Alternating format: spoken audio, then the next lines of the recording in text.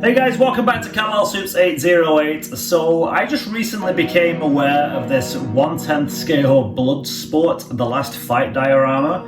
It's available on Sideshow website. So we're gonna have a look at this. As usual, as you might expect, I have some opinions on this. Some good, some not so good. So before we get into it, guys, if you like this kind of stuff, give me that like. It really helps out the channel. Make sure you are subscribed so you don't miss out on future stuff.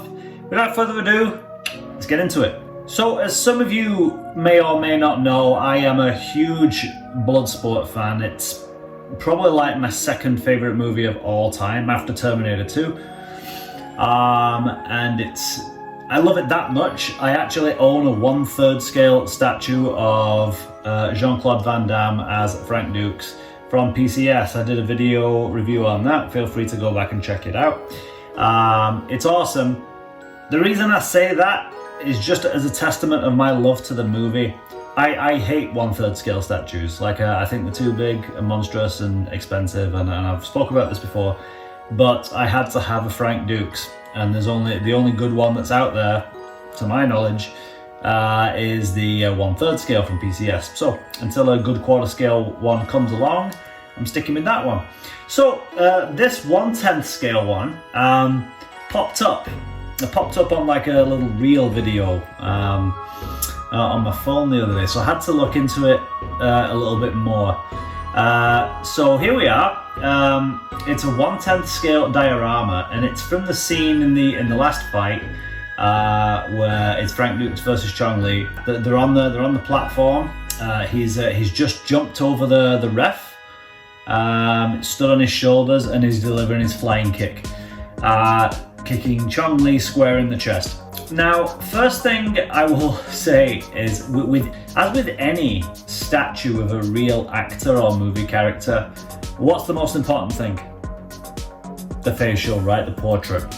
The first thing I'll say is, I don't like that portrait of Jean-Claude Van Damme. That does not look like Jean-Claude Van Damme at all for me. The only thing that is similar is the haircut. The Chong, looking at that doesn't look too bad at all. That kind of looks like him, bit of a darker skin tone as the Frank Dukes there.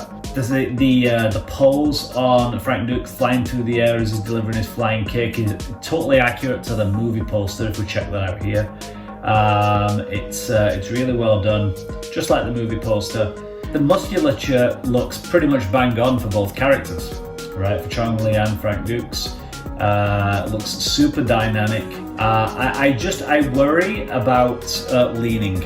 That, I know it's only 1/10, so Frank Dukes will be quite light, but gravity's constantly pulling on him, right? And how is he attached to Chong? Like, is it just like a little peg inside? Like, I don't know. But I'll tell you one thing, that peg had better be pretty thick and strong. But I mean, Chong Li's body is only so thick, right? Remember, this is 1/10, so I don't know how it's going to stay in there and not lean over time. Gravity's always going to be pulling down on that thing. So I don't know, guys. I don't know. I'd worry about that. But it looks great. I mean, if we can overlook the potential leaning issue, that's a worry of mine. But if we can overlook that, yeah, I mean, the dynamic nature of it looks great. Just like the movie poster. Chong looks pretty good. Like, that looks kind of realistic.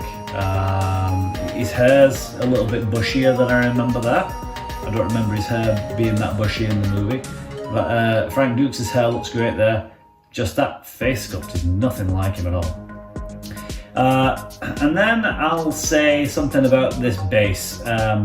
So I don't like it. Like, the idea of the runway there, as it's bent up at the ends with the canvas and the blood spot on it, that's okay. But why do they have to put that stupid blue dragon all the way around it? That looks just stupid to me. It looks like a birthday cake. Like if you look at that right there, it looks like the runway, the white there is like fondant. And then it looks like somebody's made a Bloodsport birthday cake. So yeah, I mean, I like the fact that it's fully licensed from MGM there, and you know, they've got the Bloodsport logo. That's cool. But damn, that freaking dragon! They could have done without that. It didn't need the dragon. Like I said, that's a birthday cake. Now, the other thing, I'll go into the price and the specs of this in just a moment here, but the other thing, like, I thought, I've seen this before, this statue. This is, there's a guy in the statue collecting community called DinoMagas, and I thought, maybe he's, because this is by Infinite Studios, who are, I think, are an Italian company, and it's on Sideshow's website for sale.